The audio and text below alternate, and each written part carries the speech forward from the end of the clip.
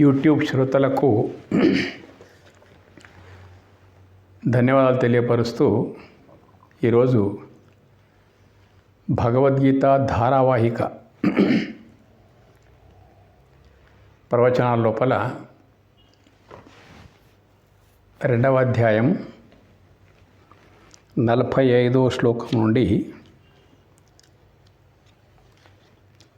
ఈరోజు చెప్పబడుతుంది ప్రవచనం. ఆ ప్రవచనాలకి స్వాగతం, సుస్వాగతం యూట్యూబ్ శ్రోతలందరికీ. ముఖ్య గమనిక ఏంటంటే, భగవద్గీత నిగూఢమైనటువంటి రహస్యాల యొక్క సేకరణ అన్నట్టు. వేదాల లోపల ఏముంది, వాటికి ఏం చెప్పాలి, వేదాంత విషయాలంటే ఏమిటి, దాని అర్థం ఎలా ఉంటుంది,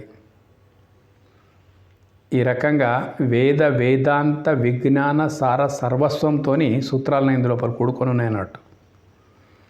ఏదో మేము చెప్తా ఉన్నామంటే కొన్ని సందర్భాలు ఎట్లా ఉంటాయంటే, వ్యాకరణమే గనక రాకపోతే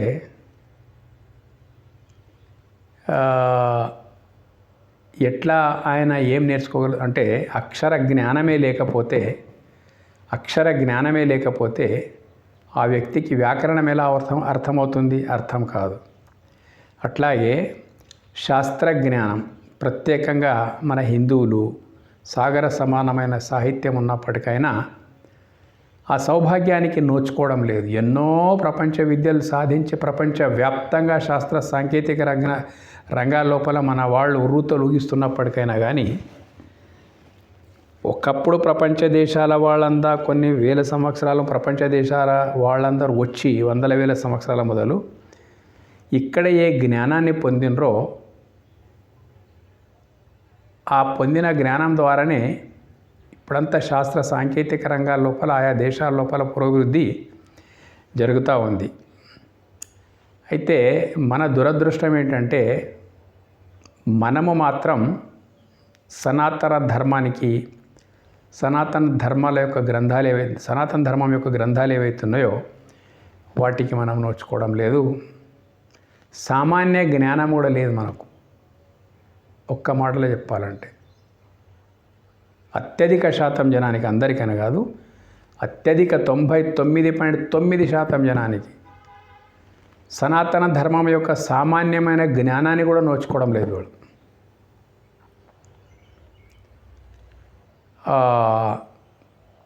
ఎన్నైనా పుస్తకాలు చదువుతున్నారు, ఏమైనా చదువుతూ ఉన్నారు, కానీ మినిమం జ్ఞానం మనది ఎట్లా ఉందంటే, సనాతన ధర్మం గత ఎన్నో వీడియోస్ లోపల ఉన్నది. సనాతన ధర్మం సంపూర్ణ ధర్మం. ఎట్లా సంపూర్ణ ధర్మం అంటే, ప్రాథమిక దశ లోపల గుళ్ళు, గోపురాలు, తీర్థాలు, క్షేత్రాలు వగైరా అన్నీ ఇటువంటివన్నీ ఉంటాయి అన్నట్టు. తర్వాత సెకండరీ స్టేజ్ లోపలికి వచ్చేవరకే ఏ దేవతల పైన మనకు విశ్వాసం ఉందో, హనుమంతుడు, రాముడు, కృష్ణుడు, శివుడు, గణపతి, అయ్యప్ప స్వామి, ఇలాంటి అనేకమైనటువంటి దేవతలు మనకున్నారు అన్నట్టు. ఎందుకంటే సంభవామి యోగ్య అన్నాడు అన్నట్టు. ఎప్పుడెప్పుడు వచ్చిండ్రు వాళ్ళంతా.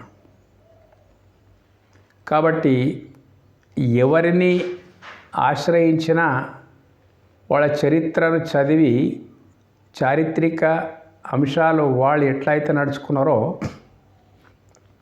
ఆ మార్గం లోపల మనం నడిచే ప్రయత్నం చేస్తే, అంటే అంతా కాకుండా కొంత అయినా చెడుకు దూరం ఉండి మంచి ఎంతనైనా సాధించుకోండి, పర్వాలేదు మనకు. కానీ మనకు కేవలం గుళ్ళల్లో దేవతామూర్తుల యొక్క దర్శనాలే మనకు సర్వస్వం అయిపోయింది. నేనేమంటా అంటే, కాదది సర్వస్వం, అది కేవలం ప్రాథమిక దశనే. సెకండరీ దశ తప్పకుండా చరిత్రను అవలోకన చేయాలి, వాళ్ళ చరిత్ర ఎట్లుంటుందో. అప్పుడే మనకు సంపూర్ణమైన జీవితం దిక్కు మనకు పోవడానికి మార్గం దొరుకుతుంది అన్నట్టు. ఇట్లా చరిత్రను అవగతం చేసుకోవడం సెకండరీ. చరిత్ర లోపల ముఖ్యమైన అంశాలను అనుసరించి అలా మనము కూడా నడుచుకోవడం ఏదైతుందో ఇది హయ్యర్ ఎడ్యుకేషన్ అన్నట్టు, ఇంటర్, డిగ్రీ, పీజీ వరకు. ఇక 4వ దశ ఉన్నది, పిహెచ్డి దశ. అది ఎట్లా ఉంటుంది అంటే అక్కడింకా దేవుణ్ణి వెతకడము, దేవుని కొరకు అరలు చాచడము, ఏదో అజ్ఞానంతో కొట్టుమిట్టాడడం పరిస్థితి అక్కడ ఉండదన్నట్టు. పరిపూర్ణమైనటువంటి అజ్ఞానం లోపల అన్నీ కనిపించినా దేవుడు ఒక్కడే కనిపించడం మనకు. ఆ లాస్ట్ స్టేజ్ లోపల మనకు దేవుడు తప్ప ఇంకొక్కటి కనిపించదు. దృష్టిం జ్ఞానమయం కృత్వా పశ్యేత్ బ్రహ్మమయం జగత్. ఆ మహోన్నతమైనటువంటి వేదాంత విజ్ఞానమయంగా నీ మనసు మారిందంటే, దృష్టిం జ్ఞానమయం కృత్వా, అటువంటి జ్ఞానమే నీకు వచ్చిందంటే, నీ దృష్టి అట్లా మారిందంటే పశ్యేత్ బ్రహ్మమయం జగత్. అజ్ఞానం లోపల దేవుడు తప్ప అన్నీ కనిపిస్తాయి, జ్ఞానం లోపల దేవుడు తప్ప ఇంకేమీ కనిపించేది లాస్ట్ స్టేజ్, పిహెచ్డి స్టేజ్. ఏ మత సూత్రాల లోపల కూడా బ్రహ్మాండమైనటువంటి దివ్య జ్ఞానం మీకు లభించదు. ఛాలెంజ్. ఇంతటి దశ లోపల మన జ్ఞానం ఉన్నప్పటికైనా పేజీలు మలిపి ఏ పుస్తకాలు చదవడానికి మనం సిద్ధం లేము. ఏం భగవద్గీత తీసుకొని ఏం చేస్తారు, ఉపనిషత్తులు తీసుకొని ఏం చేస్తారు, ఏవో అరాకొర పురోహితులు వాళ్ళు మనకు వైదికులు, అర్చకులు వాళ్ళు అరాకొర కంఠస్థం చేసుకొని వాళ్ళు అవే మంత్రాలను వల్లిస్తూ ఉంటారు. వాళ్ళు కూడా సంస్కృత పరిజ్ఞానం లేని కారణంగా అంతరార్థం లోపలికి వాళ్ళు కూడా వెళ్ళిపోరు. మనకి ఇంతే చాలు, వాళ్ళకి అంతే చాలు నడుస్తూ ఉంది వ్యవహారం. కానీ సరిపోదు. విశ్వగురు స్థానం లోపల ఉండేటువంటి దేశం ఇప్పుడు విశ్వానికే శిష్యుడు కావాల్సిన దుర్గతి పట్టింది అన్నట్టు. దీని నుంచి మనం పైకి రావాలంటే కొంతనైనా మనకు జ్ఞానం అలవడాలి. ఎవరైనా ఉండరు, వాళ్ళు చూస్తూ ఉంటారు. కానీ చాలా బాధాకరమైన విషయం ఏంటిదంటే, మేము ఇటువంటి వీడియోలు పెడితే అస్సలు వ్యూవర్సే ఉండరు. మాకు వచ్చే నష్టం ఏమి లేదు దాని నుంచి. మేము వీడియోలు ఎందుకు పెడుతున్నాం ఎవరు చూడకుండా అంటే, మా జ్ఞానాన్ని మేమన్నా ఒక్కొక్కసారి పరీక్షించుకోవడానికి మాకు అవకాశం దొరుకుతుంది అన్నట్టు. ఏం చెప్పినామనేటువంటి తృప్తి మాకన్నా మిగులుతుంది. ఇంతటి దారుణమైన పరిస్థితి లోపల మన వ్యవస్థ ఉంది. బ్రహ్మాండమైనటువంటి నిగూఢమైనటువంటి బ్రహ్మ విద్య భగవద్గీత లోపల ఉంది. ఒక్కొక్కసారి అర్థం కాకపోతే అపార్థాలకు కూడా దారితీసేంత లోతైన జ్ఞానం ఉంటుంది. కాబట్టి వినడానికి ప్రయత్నం చేయండి. త్రైగుణ్య విషయావేద నిస్త్రైగుణ్యో భవార్జున నిర్ద్వంద్వో నిత్యసత్వస్థో నిర్యోగ క్షేమ ఆత్మవాన్. 2వ అధ్యాయం 45వ శ్లోకం అన్నట్టు. వేదములు త్రిగుణాత్మకములగు విషయములను తెలుపునవిగా ఉన్నవి. వేదములు త్రిగుణాత్మకములగు విషయములను తెలుపునవిగా ఉన్నవి. నీవు త్రిగుణములను వదిలినవాడవును, ద్వంద్వములు లేనివాడవును, నిరంతరము శుద్ధ సత్వమును ఆశ్రయించిన వాడవును, యోగక్షేమముల దృష్టి లేనివాడవును, ఆత్మజ్ఞానివియు కమ్ము. శిష్యుని లోపల అటువంటి తీవ్ర జిజ్ఞాస ఏర్పడ్డదంటే గురుదేవుని యొక్క కరుణా కటాక్షం ఎంత మహిమాన్వితంగా అద్భుతంగా ఉంటుందో ఈ శ్లోకం లోపల మనకు అర్థమైపోతుంది అన్నట్టు. ఎక్కడికి తీసుకొని పోతున్నాడు? వేదాతీతమైనటువంటి స్వరూప గురు జ్ఞానం వైపు తీసుకొని పోతున్నాడు అన్నట్టు. మరి వేదాలు ఏమిటి? వేదాల లోపల ఉన్న జ్ఞానం అంతా వేదాల లోపలనే ఉంది. 75% ఏముందంటే సంసార విషయాలను తెలిపేవిగా ఉన్నాయన్నట్టు. త్రిగుణాలతో కూడుకున్నటువంటి సంసారం ఇది. కాబట్టి సంసార విషయాలను తెలిపేటువంటి విషయమే చాలా. అంటే ఎగ్జాంపుల్ తీసుకోండి. ఇప్పుడు వేదము, వేదాంతము. వేదం లోపల దాదాపు సృష్టి రహస్యాలు ఉన్నాయని మొత్తం మీద. సృష్టి రహస్యాలు మనిషి పుట్టినప్పటి నుంచి చనిపోయేంత వరకు ఈ మానవుని కొరకే ఈ సృష్టి ఉన్నదన్నట్టు. దేవుడు మానవుని ఉపభోగం కొరకే ఈ సృష్టిని ఏర్పాటు చేశాడు.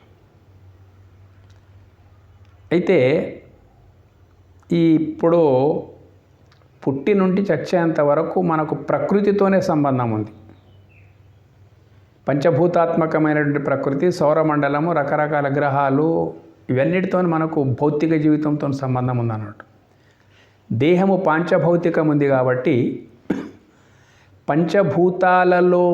పంచభూతాల ద్వారా లభించేటువంటి ఉపభోగమే మన మనుగడకు కారణమై ఉంటుంది అన్నట్టు.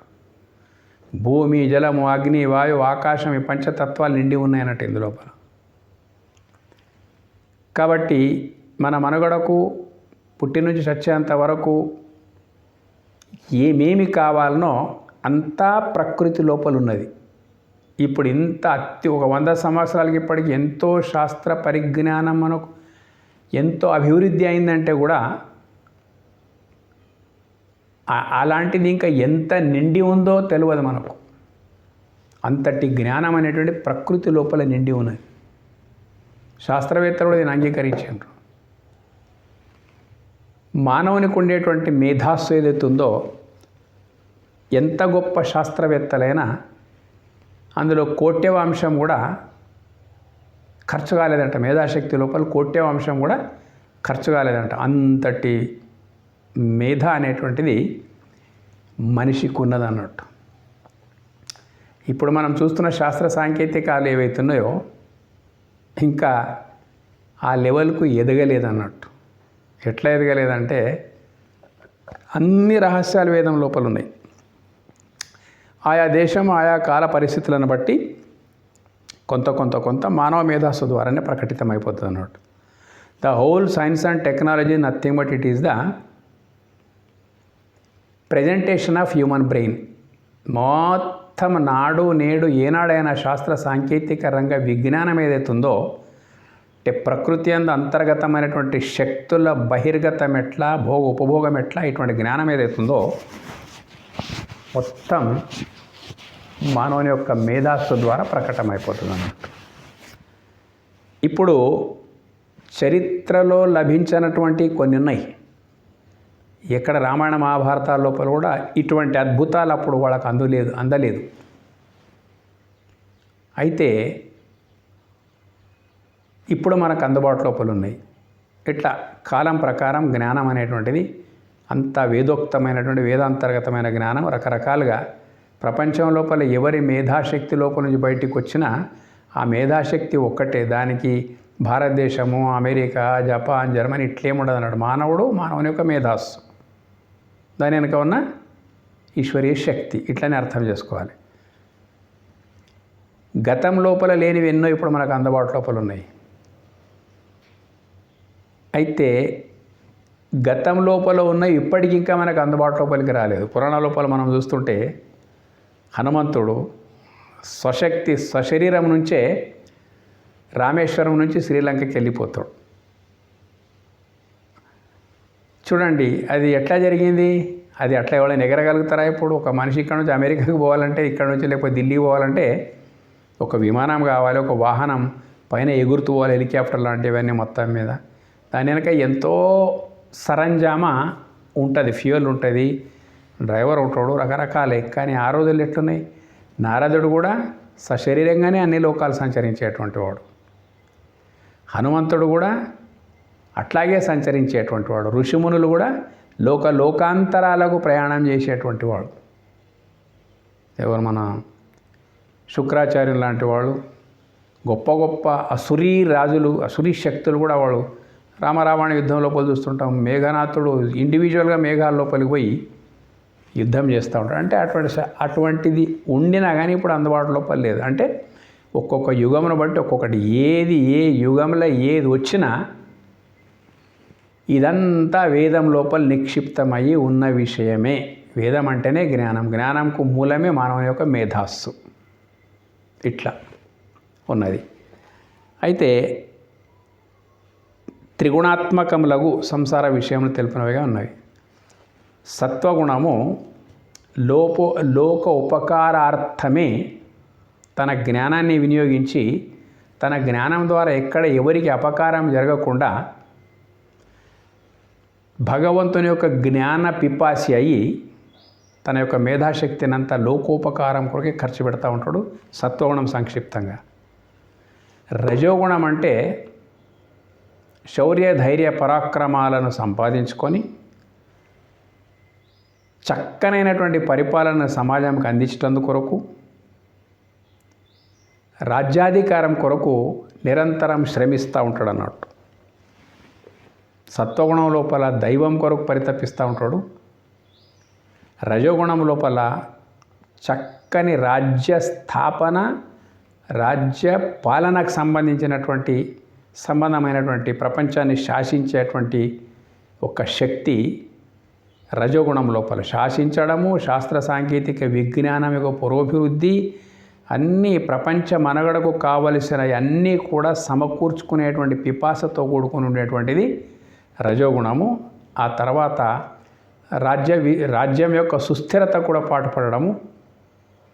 ఈ రకంగా రాజ్య స్థాపనకు పాటుపడి రాజ్యంలో ప్రజలను సురక్షితంగా ఉంచేటువంటి ఒక జ్ఞానానికి సంబంధించినటువంటిది రజోగుణం అన్నట్టు.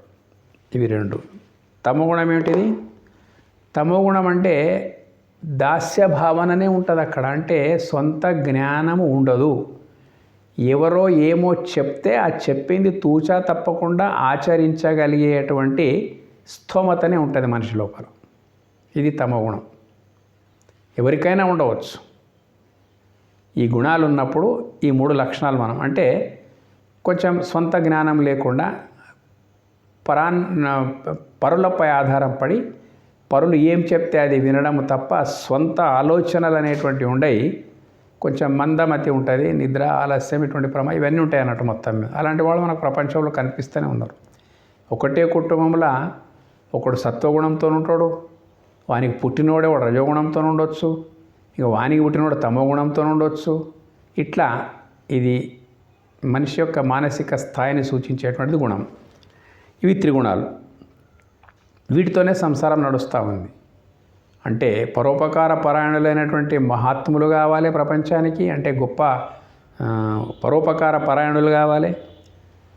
ఆ తర్వాత సుస్థిరంగా రాజ్యాన్ని ఉంచేటందు కొరకు, రాజ్యాన్ని అన్ని రకాల ప్రవర్ధమానం చేసేటందు కొరకు రజోగుణ ప్రధానమైనటువంటి వాళ్ళు ఉండాలి.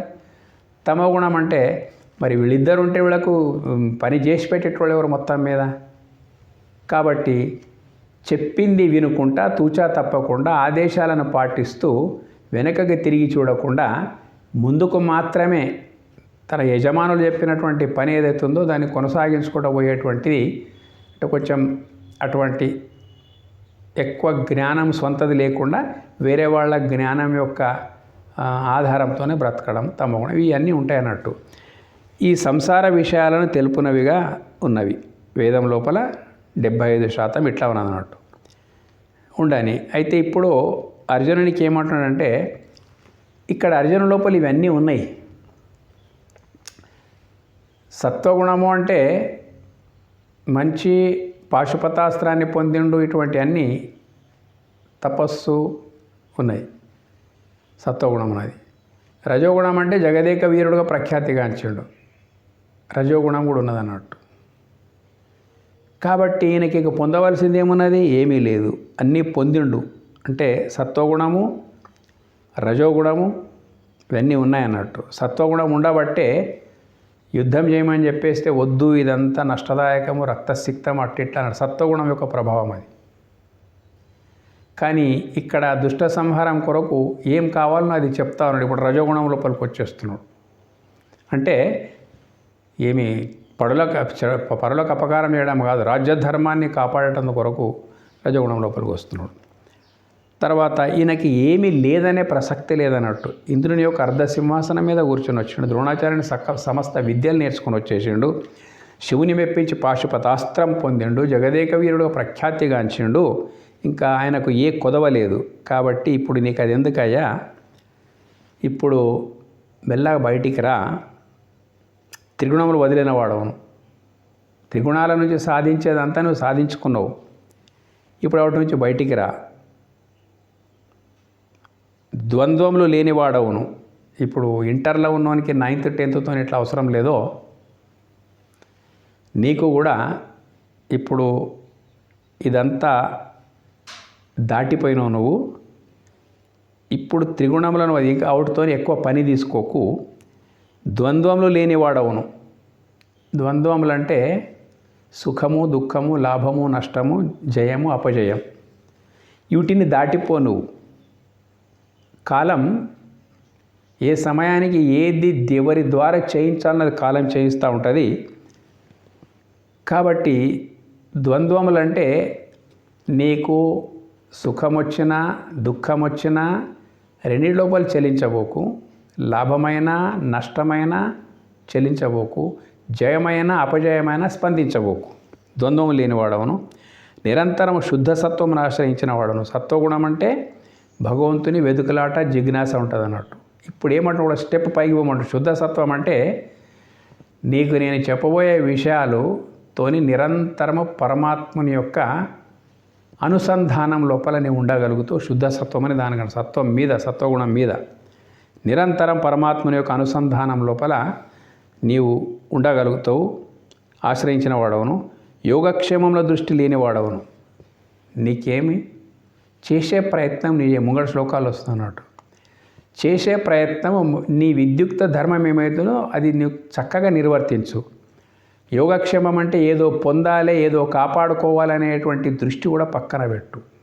అది కూడా నేను కృంగదీస్తుంది. యోగక్షేమంలో దృష్టి ఎందుకు నువ్వు పెట్టొద్దు, భక్తునికి ఎందుకు యోగక్షేమాల దృష్టి ఉండొద్దు అంటే ముందు శ్లోకాల లోపల వస్తుంది. ఇక్కడ ఏమంటున్నానంటే ఏదో పొందాలే యోగము, దాన్ని కాపాడుకోవాలే క్షేమము. ఇవి అన్నీ తన పాటికి తాను చేసే ప్రయత్నం చేస్తూ ఉంటే ఏ విషయం కూడా నువ్వు ఆలోచించవలసిన అవసరం లేదు. ఇప్పుడు ఒక మనిషికి ఒక ఉద్యోగం దొరికిందనుకో, ఆ ఉద్యోగం చక్కగా నిర్వర్తిస్తూ ఉంటే ఆ వచ్చే ఫస్ట్కు ఏ జీతం ఉందో ఆటోమేటిక్ బ్యాంకులో పడిపోతుంది. అది ఇంకా డబ్బు కొరకు నువ్వు వేరే ఆలోచించవలసిన అవసరం లేదు. అన్నం కొరకు వేరే ఆలోచించవలసిన అవసరం లేదు. ఉద్యోగి అయినావు కాబట్టి నీకు రావాల్సింది వస్తుంది, తింటా ఉంటావు. దాని గురించి నువ్వు ఆలోచించకు అని ఎట్లయితే వాడు ఆలోచించకుండా ఉంటాడో ఇక్కడ యోగక్షేమంలో దృష్టి. యోగం అంటే ఏదో పొందాలి, క్షేమం అంటే దాన్ని కాపాడుకోవాలి. ఈ విషయమే నీకు అవసరం. నేను ఒక రాజు ఉన్నావు కాబట్టి అట్లా అన్నీ నేను చూసుకుంటా అని చెప్తున్నాడు అన్నాడు. ఆత్మజ్ఞానివి కమ్ము. చాలా గొప్ప విషయం ఇది. ఆత్మజ్ఞాని అంటే మనమంతా అందరి లోపల ఉన్నది ఆత్మయే అయినప్పటికైనా కానీ దాని నుంచి అనుసంధానము మనకు లేదు. ఉన్నమే ఆత్మ నుంచి. ఆత్మ లేకపోతే మనకు అస్తిత్వమే లేదు. మనం ఉన్నామంటే ఆత్మగానే ఉన్నాం. మన ఉనికి ఏంటిదని వాళ్ళని ప్రశ్నిస్తే ఆత్మనే మన ఉనికి. కాబట్టి ఏది లేకపోతే అస్తిత్వమే నీకు లేదో అదే నీ ఆత్మ. ఇప్పుడు మనం ఏం చేస్తున్నాము? దేహ దృష్టితో కూడుకున్నాం. దేహాన్ని నడిపించేటువంటి ఆత్మ అనే దానికి మన ధ్యాస లేదు. ధ్యాస లేదందామా? ఆత్మ దేహాన్ని వదిలిపోతే దేహము దేనికి పనికిరాదని అంటున్నాం. అట్లా అంటున్నాం మనమే, ఇట్లా అంటున్నాం మనమే. ఇంకా మన పరస్పర వ్యవహారం అంతా ఆత్మ వర్సెస్ ఆత్మగానే ఉన్నది. ఒక రాజు దేహత్యాగం చేసిపోయాడని కూడా మొత్తం మీద ఆ రాజు లేడు అని అనుకుంటాం మనం. ఇట్లా దేహము ఆత్మ అనేది దేహాన్ని వదిలిపెట్టేస్తే ఈ దేహము దేనికి పనికిరాదు. కానీ మనకు ఉన్నది దేహ దృష్టి మాత్రమే. పనికిరాదంటున్నాం మనమే, అదే నేను అనుకుంటున్నది మనమే. ఆత్మజ్ఞానివి కమ్మంటే ఏది ఉంటే నీవున్నావో అదే నీవు, అదే ఆత్మ, అదే ఉనికి. నీదైన ఆస్తిపాస్తులతోని సమరసం అయిపోతావు నాయన. వాటిని ఇడిచి ఉండదాలవు. నిరంతరం వాటి ధ్యానం లోపలనే ఉంటావు, ఆ దృష్టి లోపలనే ఉంటావు. నీదైన ఆస్తిపాస్తుల ఎడలని నీకు దృష్టి ఉన్నప్పుడు నీవైన ఆత్మ, ఏ ఆత్మ నీవై ఉన్నావో దాన్ని పట్టుకోమని ఇంకొక రకంగా చెప్పే అవసరమే ఉండదు. ఆ జ్ఞానం దృఢమైపోతే నీ దృష్టి ఆటోమేటిక్ ఆత్మీయ దృష్టి అయిపోతుంది. ఆత్మజ్ఞాన తత్పరుడు అవుతుంది. దేహ జ్ఞానం ఉన్నది. ఇప్పుడు నీకు ఆత్మజ్ఞానం కావాలంటే ఆత్మజ్ఞానివి కమ్ము. ఎందుకంటారు ఇంత ధైర్యంతో అంటే ఆల్రెడీ ఆత్మ ఏంటిది 2వ అధ్యాయం 11 నుంచి 30 శ్లోకాల దాకా చెప్పిండు. దాన్ని మరవకు అంటున్నాడు అన్నట్టు. ఆ జ్ఞానాన్ని సుస్థిరం చేసుకో. అయమాత్మ బ్రహ్మ జ్ఞానాన్ని సుస్థిరం చేసుకో. ఇన్ని గొప్ప విషయాలు ఇక్కడ శిష్యుడు కాబట్టి చెప్తా ఉన్నాడు. ఇక 46వ శ్లోకం. యావానర్థ ఉదపానే సర్వతః సంప్లుతోదకే తావాన్ సర్వేషు వేదేషు బ్రాహ్మణస్య విజానతః. 46వ శ్లోకం.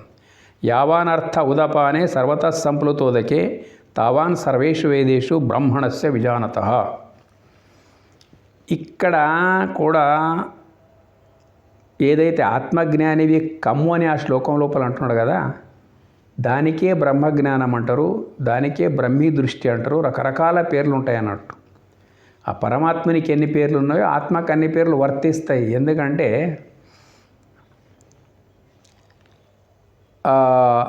ఆత్మ మరేదో కాదు, పరమాత్మనే దేహము ద్వారా ప్రకటితమవుతున్నది. పరమాత్మ శక్తి దేహం ద్వారా ప్రకటితమవుతున్నది కాబట్టి దానికి ఆత్మ అని అన్నాం అన్నట్టు. ఒక జీరో బల్బు లోపల వచ్చేది ఏ విద్యుత్ ఉన్నదో దానికి అది ముట్టుకుంటే ఎట్లా షార్ట్ తగులుతుందో, ఇంకా పెద్ద 1000 వోల్టేజ్ల దాన్ని ముట్టుకుంటే కూడా షార్టే తగులుతుంది మనం మొత్తం మీద. అంటే అన్నింటి లోపల విద్యుత్తే ఉన్నట్ల ఇక్కడ ఏదైతే ఆ పరమాత్మ స్వరూపం ఉన్నదో, పరమాత్మ ఉన్నదో, అందుకే పరమాత్మ స్వరూపం అంటున్నాం. పరమాత్మయే నీ స్వరూపము. పరమాత్మనికి రూపం లేదు, నీ రూపము పరమాత్మనికి భిన్నం కాదు అనేటువంటి విషయం అన్నట్టు. అయితే దాని యొక్క మహిమ ఏమిటిదో, ఆత్మజ్ఞానం యొక్క మహోన్నత స్థితి ఏంటిదో, గురుజ్ఞానం యొక్క గొప్ప స్థితి ఇందులోపల వివరిస్తున్నాడు అన్నట్టు. మంచి బెస్ట్ ఎగ్జాంపుల్. కొంచెం అర్థం చేసుకోవడానికి ప్రయత్నం చేయాలి. అస్సలు పట్టుకోవడం చాలా కష్టం. వీటిని పట్టుకున్నామంటే జన్మధన్యమే మనకు. స్నానపానాదులకు ఉపయుక్తమగు స్వల్ప జలముగల బావి మొదలగు వానియందు ఎంత ప్రయోజనము కలదో అంత ప్రయోజనము అంతటను నీటితో నిండియున్న మహత్తర జల ప్రవాహమున ఇమిడియున్న చందమున వేదములందు చెప్పబడిన సమస్త కర్మములందు ఎంత ప్రయోజనము కలదో అంత ప్రయోజనము పరమార్థతత్వములెరంగిన బ్రహ్మనిష్ఠునకు బ్రహ్మానందమున ఇమిడి ఉన్నది. ఇక్కడ విషయ సుఖము, ఆత్మసుఖం రెండు నైంది లోపల. విషయ సుఖం యొక్క గొప్పతనము ఎంతున్నా దాని స్థాయి ఏంటిదో చెప్పబడది. ఆత్మసుఖం, నేను దేహం అనుకున్న తర్వాత దేహ పోషణ కొరకు విషయ భోగాల లోపల పడి ఒకటి తర్వాత ఒకటి ఎంతవరకైనా పోతాం మనం మొత్తం మీద. అది విషయ సుఖం అంతా. ఆత్మసుఖం అంటే సుఖం యొక్క కేంద్రం, సుఖం యొక్క అంశం నీ లోపల, ఆత్మ లోపలనే ఉంది. కాబట్టి నీ యొక్క బ్రహ్మ చైతన్యమే నీ ఆత్మ అని తెలుసుకున్న తర్వాత, ఆ పరబ్రహ్మం యొక్క చైతన్యమే నీ ఆత్మ అని తెలుసుకున్న తర్వాత, ఆ నిష్ఠ లోపల, ఆ నిష్ఠ అనేది ఎట్లా కలుగుతుంది నీకు అనే మాటకు వచ్చేస్తే, శ్లోకం యొక్క వివరణ తర్వాత చెప్తా. లేనిది మనకు లభించినటువంటి విషయభోగం ఏదైనా కానీ, ఒక రాజ్యం కానీ, ఒక భూమి కానీ, ఒక స్త్రీ కానీ, ఒక ధనం కానీ, ఒక సంతానం కానీ మనము పొందినప్పుడు దాని ఎడల మనకు ఉండేటువంటి భావం ఏదైతే ఉన్నదో దాని పేరు నిష్ఠ. అది తప్ప ఇంకొకటి మన మనసు లోపల రానే రాదు. చూడండి, సంసారము తప్ప మనకి ఇంకోటి మనసు లోపల రానే రాదు. ఎవరితో మాట్లాడినావే మాట్లాడతాము, ఎవరి నుంచి ఎవరిని ఆశ్రయించినా దాని కొరకే ఆశ్రయిస్తాము. కేవలం అహోరాత్రులు సంసార విషయాలు ఏవైతున్నాయో ఇంతవరకు చెప్పినటువంటి అవి పొందిన కొద్దీ అవి పొందాలనేటువంటి ఒక తీవ్రమైన ఇచ్ఛనే నిష్ఠ అన్నట్టు. ఇక్కడ పరమానంద స్వరూపమైనటువంటి పరబ్రహ్మము మరేదో కాదు, నీ ఆత్మే అనేటువంటి జ్ఞానం మనకు వచ్చినప్పుడు ఆ జ్ఞానం యొక్క అనుసంధానం యొక్క నిష్ఠగా మారిపోతుంది అన్నట్టు. నిష్ఠ ఒక చిన్న ఎగ్జాంపుల్ ద్వారా చెప్తాను మీకు నిష్ఠ అంటే ఏంటిదో. సామాన్యమైనటువంటి విద్యార్థి ఉంటాడు, ఏదో పేదరికంలో పుట్టి కొట్టుమిట్టాడుతుంటాడు, డిగ్రీ పాస్ అయిపోయినవాడు ఎక్కడో హోటల్లో ఒక మేనేజర్గా పనిచేస్తున్నాడు, అకౌంట్స్ మేనేజర్గా పనిచేస్తున్నాడు అన్నట్టు. ఒక హోటల్ లోపల, చిన్న ఒక హోటల్ లోపల పనిచేస్తూ ఉన్నాడు. అయినా వాడు ఎగ్జామ్ కూడా ఐఏఎస్కు రాసిండు అన్నట్టు. ఒకసారి రాలేదు, ఇంకొకసారి సెలెక్ట్ అయిపోయింది ఐఏఎస్కు. తర్వాత జీవితంలో కలగనలేదు మనకెక్కడ ఏం సమాచారం, ఉద్యోగం ఎక్కడ రావాలి మనకని చెప్పేసి సెలెక్ట్ అయిపోయాడు. ట్రైనింగ్ ఇచ్చినారు, ఉద్యోగం ఇస్తారు అన్నట్టు. ఖతం అయిపోయి సెలెక్ట్ అయితే అయిపోయినట్టు లెక్క. కనివిని ఎరగని పరిస్థితి వానికి అది వస్తుంది అని ఎప్పుడు అనుకోలేదు. వాడు రాసేసిండు, వచ్చేసింది. తపన లోపల ఉండింది కానీ తపన సాకారం అయితే అని అనుకోలేవాడు. వచ్చేసింది. వచ్చేసిన తర్వాత ట్రైనింగ్ అయిపోయి పోస్టింగ్ ఇచ్చిన తర్వాత అప్పుడు వాని నిష్ఠ ఏమై ఉంటుంది?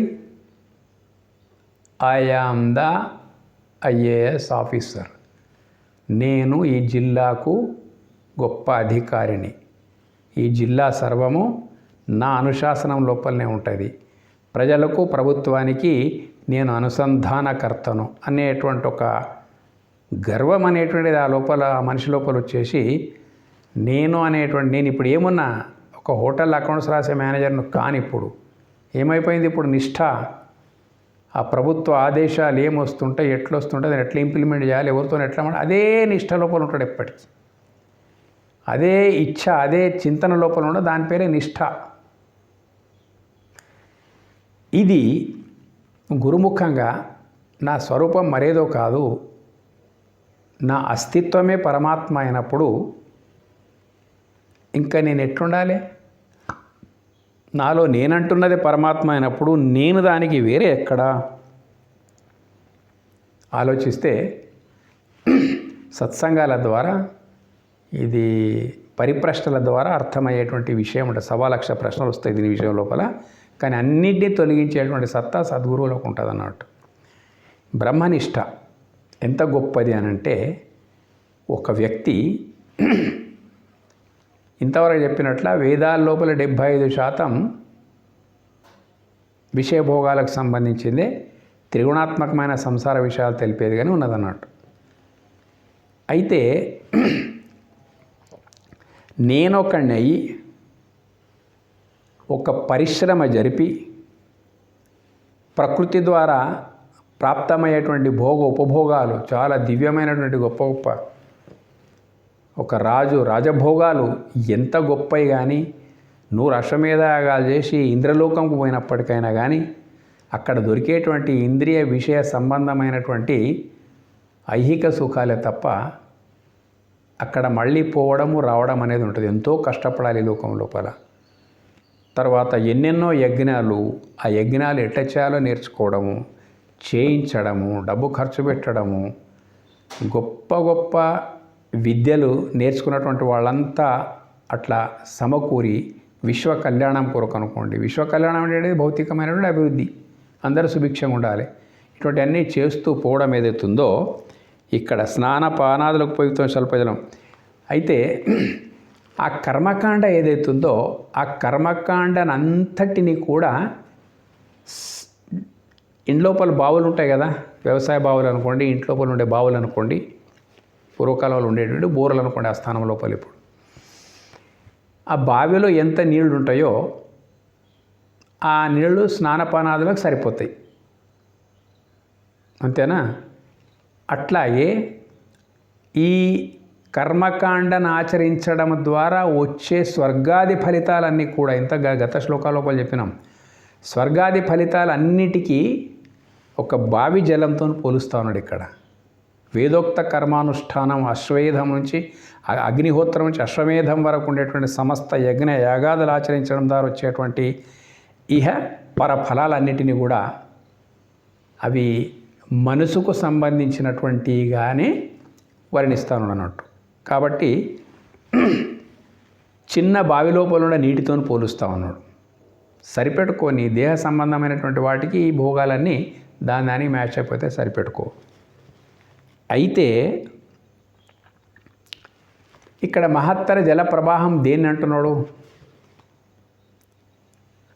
అంటే తెలుసు మనకు. ఒక మంచి డ్యామ్ అనుకోండి, మహత్తర జల ప్రవాహం అంటే ఎన్నో టీఎంసీల నీళ్ళు ఉండేటువంటి ఒక జల సమూహం అనుకోండి. జల ప్రవాహం అనుకోండి, నది లాంటిది. ఆ జలముతోని బ్రహ్మనిష్టను పోలుస్తూ ఉన్నాడు. బావి జలముతోని కర్మకాండ వేదోక్త కర్మానుష్ఠాన ఇహపర ఫలాలను పోలుస్తూ ఉన్నాడు అన్నట్టు. మరి మహత్తర జల ప్రవాహం నుంచి ఒక మంచి నది, శుద్ధమైనటువంటి జలం, మహత్తర జల ప్రవాహం నుంచి బ్రహ్మనిష్టను, బ్రహ్మజ్ఞానాన్ని పోలుస్తూ ఉన్నాడు. మళ్ళీ ఏమంటున్నాడంటే, జల సమూహం, మహత్తర జల ప్రవాహం లోపల ఈ బావి యొక్క నీళ్లు అందులో ఇమిడి ఉన్నట్టే కదా. ఈ బావి అంతా ఖాళీ చేస్తే అందులో ఒక అంశం కూడా కాదు, కానీ బ్రతకడానికి సరిపోతాయి ఆ నీళ్లు. అందరూ సాగరంలో పెద్ద ప్రవాహం లోపల పోవాల్సిన అవసరం లేదు. కానీ పోలిక ఇక్కడ ఏంటిదంటే, ఒక మనకు అర్థమయ్యేటందు కొరకు ఈ నీటితో పోల్చబడుతున్నది అన్నట్టు. వేదోక్త కర్మానుష్ఠానం ఎంత ఆచరించినప్పటికైనా కానీ వాటి వల్ల లభించేటువంటి ఇంద్రియ విషయ సంబంధమైనటువంటి భోగాలవి, స్వర్గమే కానీ ఇక్కడి కానీ ఎక్కడి కానీ, అవన్నిటినీ ఒక బావి జలంతో పోలుస్తూ బ్రహ్మనిష్టను మహత్తర జల ప్రవాహంతో పోలుస్తూ ఉన్నాడు అన్నట్టు. దీంతో మనకేమర్థమైంది? మనము వేదోక్త కర్మానుష్ఠానాన్ని తక్కువ చేసిన వాళ్ళము కాము. ఒకటి పని ఒకటికి ఉన్నది అన్నట్టు. ప్రజలకు ఏమేమి కావాలనో అన్నీ మొత్తం వేదం లోపల ఉన్నాయి. అవి ఏమున్నప్పటికైనా కానీ దేహం పుట్టినప్పటి నుంచి చచ్చేంత వరకు పనికొచ్చేటువంటి మొత్తం ప్రకృతి లోపల ఉన్నాయి. వాటిని పొందే మార్గం వేదం లోపల ఉన్నది, పొందు. కానీ అవన్నీ దేహ సంబంధమైనయే, మనసు సంబంధమైనయే. ఇంద్రియ, మనసు, దేహంతో కూడుకున్నటువంటి ఉపభోగాలు ఇచ్చేటువంటియే. లోకాంతరాలు కూడా అంతే, పోయి మళ్ళీ రావాల్సి వస్తుంది.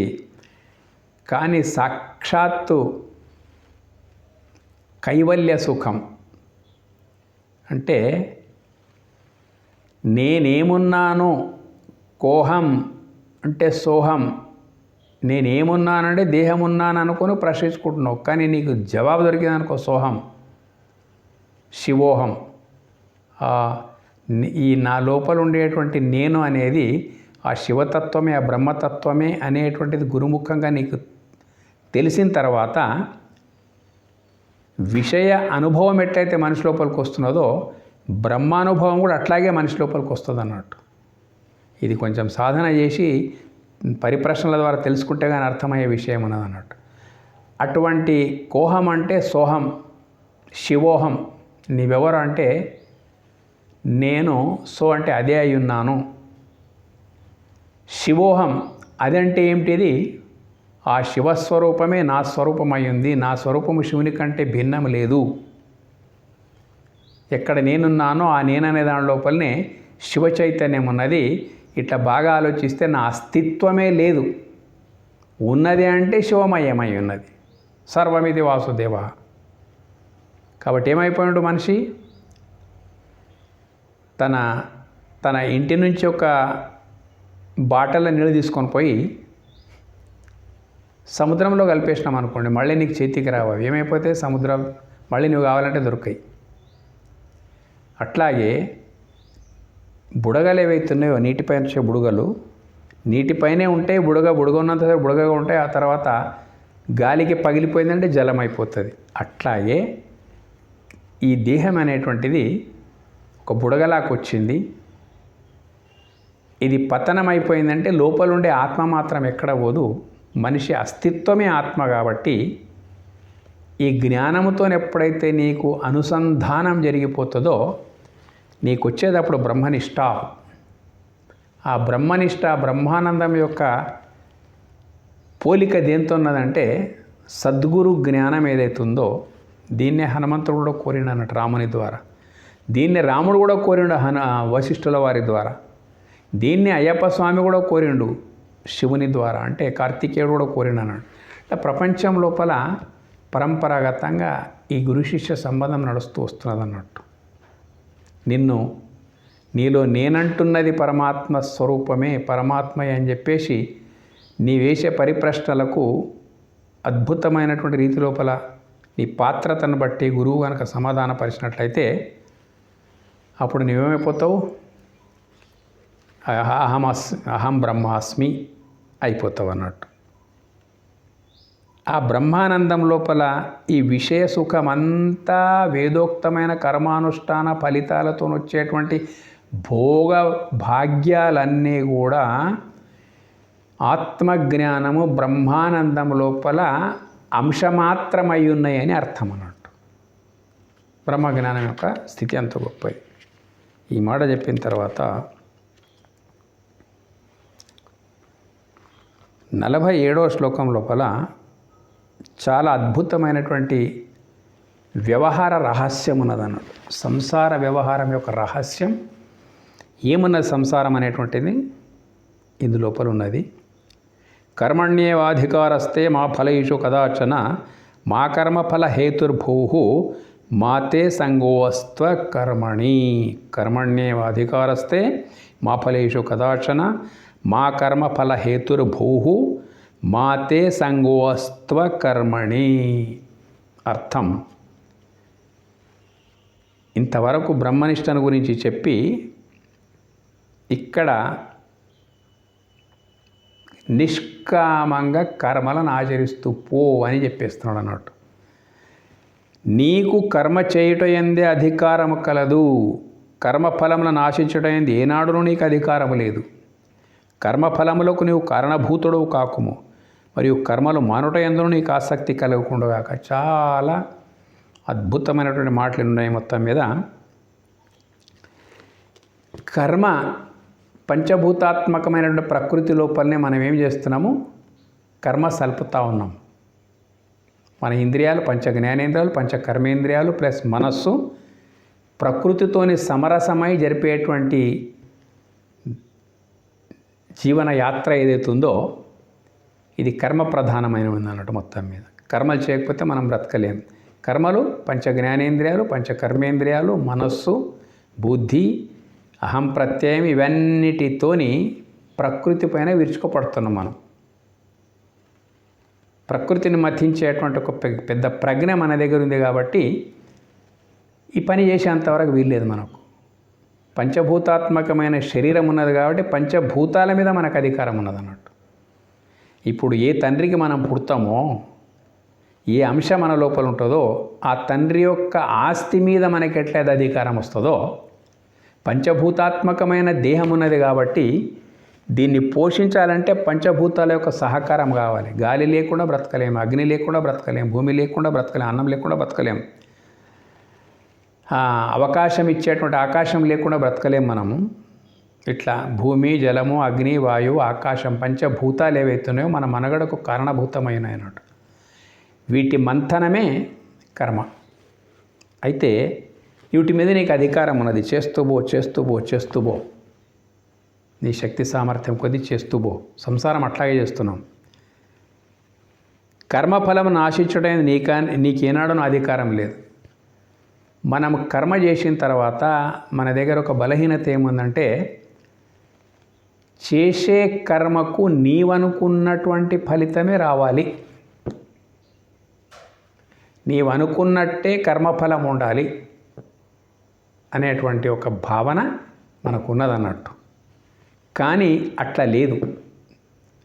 కర్మ చేయడమే నీ పని తప్ప ఫలితం ఆశించడం లోపల నీకు అధికారం లేదు. కర్మ చేయడం లోపల అధికారం, ఫలితం ఆశించేందు నీకు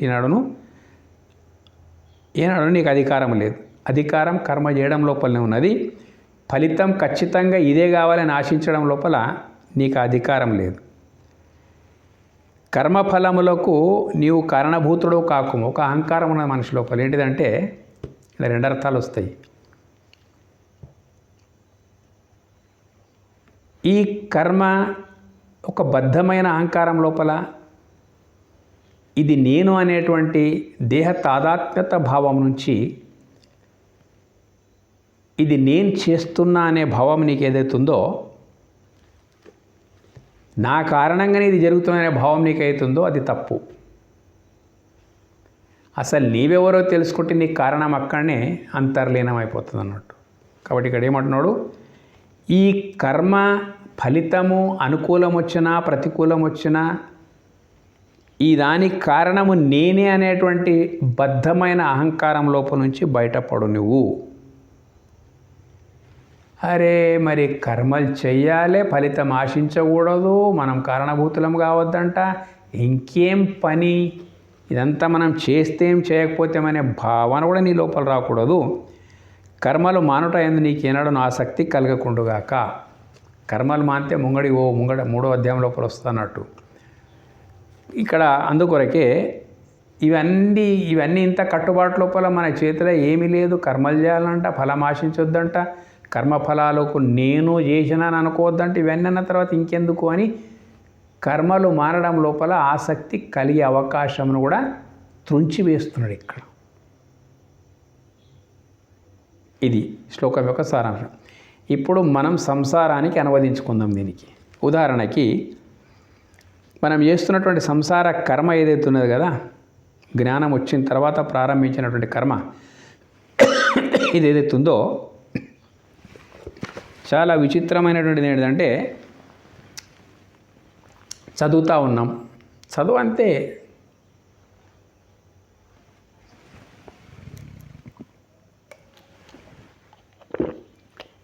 ఉత్తీర్ణత ఎట్లా ఉంటుందో ఆలోచించకు, మంచి చదువు అంతే, ఫలితం ఆశించకు.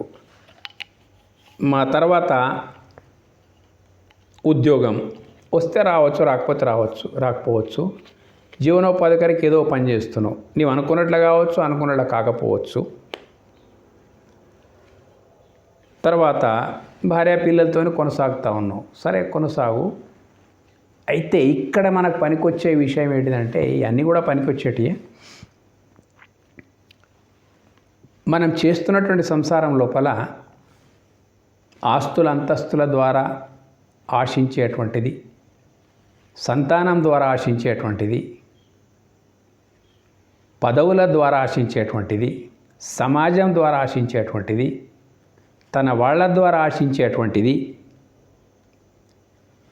మనం చేస్తూ ఉంటాం. ఈ పని మన ఇష్టం వచ్చినట్లు ఆశిస్తూ పోతుంటాం అన్నట్టు. మనం కర్మ చేసినాము, దాని అధికారంతో మనము కర్మఫలాల విషయం లోపల మనం ఏదేదో ఆశిస్తూ ఉంటాం. కానీ ఏది కూడా నేను ఆశించినట్టు ప్రపంచం లోపల కాదు. ఎంతో సుఖపడాలని భోగభాగ్యాలు అన్నీ సముపార్జించుకుంటాం. వాటి ద్వారా మనం ఏం ఆశిస్తామో అది రావాలనే రూల్ ఎక్కడ లేదు. సంతానం ఉన్నది, మనం వద్దన్నా వాళ్ళ కొరకు పని చేస్తూ ఉన్నాం, ఎవరు చెప్పాల్సిన అవసరం లేదు. కానీ సంతానము భవిష్యత్తు లోపల నేను అనుకున్నట్టే నాకు పనికి వస్తుంది అనేటువంటి భ్రమ లోపల నుంచి బయటకు రావాలి. మనం ఏది కూడా మనం అనుకున్నట్టు ఉండదు. ఒక 4 అంతస్తుల భవన నిర్మాణం చేస్తాం, ఆ కర్మ చేసిన తర్వాత దాని ఫలితము మనం అనుకున్నట్టు ఉంటుంది అనుకోవడానికి వీల్లేదన్నట్టు. ఆస్తుల తగాదాలు, పిల్లలతో ఉండేటువంటి పంపకాల లోపల దీంట్లో నువ్వేమైతే ఆశించి భవనం కట్టినావో అది నీకు మిగిలకపోవచ్చు. నువ్వు రెంటెడ్ బిల్డింగ్లో పోయి ఉండే పరిస్థితి రావచ్చు నీకు. నీ దగ్గర 20 మంది టెనెంట్స్ ఉన్నప్పటికైనా కానీ నీకు పరిస్థితి అటువంటిది రావచ్చు. నీవు ఒక రెంటెడ్ బిల్డింగ్లో పోయి రెంట్ కట్టుకునే పరిస్థితి రావచ్చు. నా కొడుకులు ఉన్నారు, నాకు బిడ్డలు ఉన్నారు, నాకు అల్లుళ్ళు ఉన్నారు, నాకేం కొదవా అనేటువంటిది ఏదైతే ఫలం ఆశిస్తూ ఉన్నావో అవన్నీ కూడా తిరగబడవచ్చు. నీవు అనుకునేది అనుకున్నట్లు కావచ్చు, నీవు అనుకున్న దానికి విపరీతంగా ఏమైనా కానీ దాని దిక్కు దృష్టి పెట్టకు. ప్రపంచంలో ఒక రాజ్యాధికారం ఉన్నది. రాజ్యాధికారం పొందే ముందు ఎలక్షన్ నిలబడి గెలవడం ఇవన్నీ అవుతున్నాయి కదా. రాజ్యాధికారం పొందే ముందు ఒక ఫలాపేక్ష నీకు ఉంటుంది అన్నట్టు. ఆ ఫలాపేక్షని నేను రాజ్యాధికారం దిక్కు ప్రోత్సహిస్తాడు, ప్రేరేపిస్తూ ఉంటుంది. కానీ నీవు ఆశించిన ఫలితము నీవు పొందిన దాని ద్వారా లభించవచ్చు, లభించకను పోవచ్చు. ఇట్లా ప్రపంచం లోపల మనం చేసే ప్రతి పని ఏదైతే ఉందో అధికారికంగా చేస్తూ ఉన్నాము, వాటి వెనుక మనకు తోచిన రీతి లోపల ఫలాసక్తి పెట్టుకుంటా ఉన్నాం అన్నట్టు. కానీ ఆ అధికారం మనకు లేదంట. కర్మ నువ్వు చేస్తూ పోతే దానికి ఎటువంటి ఫలం వస్తుంది అనేది కాలం తీర్పిస్తుంది అన్నట్టు. నీవు అనుకున్నట్టు రావచ్చు, నీవు అనుకున్న దానికంటే రెట్టింపు రావచ్చు, లేక నీవు అనుకున్న దానికంటే విపరీతంగా రావచ్చు. ఏ పని లోపలైనా కానీ ఈవెన్ సంతానం కనడము, పెంచడము, వాళ్ళ ద్వారా ఆశించినవి తలక్రిందులు కావడము, లేకపోతే అనుకున్న బాగా ఇవన్నీ కాలం నిర్ణయించేటువంటిది, అది మన చేతిలో లేదు. కాబట్టి ఇక్కడ ఏమంటున్నానంటే కర్మ చేయడం నీకు అధికారం, ఫలం ఆశించడం అనేది నీకు ఏనాడునో అధికారం లేదు. చెప్పండి, ఎవరికి అధికారం అనేది ఎట్టెట్లా ఆశించింది ఎట్టెట్లా కరెక్ట్ అవుతున్నదా? కాదు. నేను చేస్తున్నా నాకు ఇట్టనే కావాలనేటువంటి కర్మకు నేనే కారణం అనేటువంటి దాని లోపల నుంచి కూడా నువ్వు బయటపడి. దీనికి ఇంకొక అర్థం కూడా ఉన్నది అన్నట్టు. నేను చేసిన కర్మకు నాకు ఇదే ఫలితం కావాలంటే లభించవచ్చు. అయితే ఆ కర్మఫలము ఆశించుకుంటా నువ్వు అట్లాగే దేహత్యాగం చేసినావు అనుకో, మళ్ళీ జన్మ లోపల ఆ కర్మఫలం పూర్తిగా అనుభవించడం మళ్ళీ రావాల్సి వస్తుంది. అదొక భాగం కూడా ఉందన్నట్టు. ఇక్కడ మనం సింపుల్గా ఏం అర్థం చేసుకోవాలంటే, ఈ కర్మ నేను చేసిన బద్ధ అహంకారం, ఇది నేను చేసిన కాబట్టి ఈ ఫలితంకంతా నేనే కారణము. ఈ కారణం అనేటువంటి విషయాన్ని కూడా పక్కకు నెట్టేసేయి. నీవేమిటిదో నీకు అవగతం అయిపోతే నీవు నిల్లైపోతావు. కాబట్టి ఉన్నదంతా ఫుల్లు పరమాత్మ చైతన్యమే. నీవు నిల్లైన తర్వాత మిగిలేది పరమాత్మ చైతన్యం. నీవు అవుతావా కావా, కాకపోతే అట్లనే ఉండు, ఏమీ సాధించలేవు. నీ అస్తిత్వమే పరతత్వమైనప్పుడు ఇంకా నీకు దాని విషయం ఆలోచించే అవసరం లేదు. అట్లాగని చెప్పేసి పనులు ఇడిచిపెట్టే ప్రయత్నం కూడా చేయకు. చతుర్విధ పురుషార్థాలు ధర్మబద్ధమైన అర్థకామాలు కొనసాగిస్తూనే పో. ఇందులోపల నీ యొక్క ఫలాపేక్ష పెట్టుకున్నావంటే మరుజన్మకు కారణం కావచ్చు, లేక నీవు అనుకున్నది అనుకున్నట్లు కావచ్చు, కాకపోవచ్చు. కాబట్టి దేని కొరకు కూడా ఎట్లా గతం లోపల చెప్పినట్ల లాభము నష్టం జరగవచ్చు, లాభం రావచ్చు నష్టం జరగవచ్చు, జయం కావచ్చు అపజయం కావచ్చు, తర్వాత సుఖం రావచ్చు దుఃఖం రావచ్చు. రెండిటి లోపల సమానంగా ఉండు. ఒకదాని ఎంబడి నువ్వు పడ్డావనుకో, సుఖం ఎంబడి నువ్వు పడ్డావనుకో, ఆ దుఃఖం నీ ఎంబడి పడుతూ ఉంటుంది అన్నట్టు. కాబట్టి దేని ఎంబడి నువ్వు పడకపోతే నీ ఎంబడి ఏది కూడా పడదు. నువ్వు చెల్లించకపోతే సుఖం ఏం చేయది, దుఃఖం ఏం చేయది. ఇట్లా నిష్కామ కర్మను ఆచరించడం అనేటువంటిది ఏం చేసి ఏం లాభం అనే ఆలోచనలో రాకుండా, కర్మలు మానకుండా దైవార్పిత చిత్తం నుంచి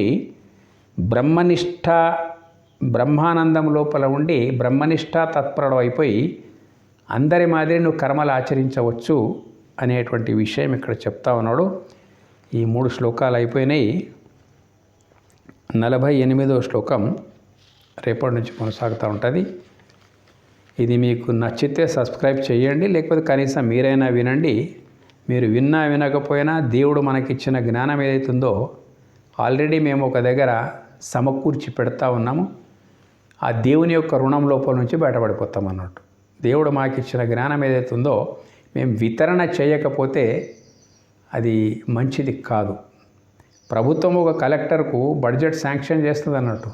ఆ శాంక్షన్ చేసిన బడ్జెట్ను సక్రమమైన మార్గం లోపల కలెక్టర్ ఖర్చు పెట్టకపోతే దోషిగా తేలుతాడు అన్నట్టు, దుర్వినియోగం చేస్తే. ఎట్లాగో అట్లాగే మేము కూడా దేవుడిచ్చిన జ్ఞానం ఏదైతుందో పంచడానికి ప్రయత్నం చేస్తూ ఉన్నాం. ఈ మా కర్తవ్యం. పొందేవాళ్ళు ఎంత పొందుతున్నారో మాకు అవసరం లేదు. ధన్యవాదాలు.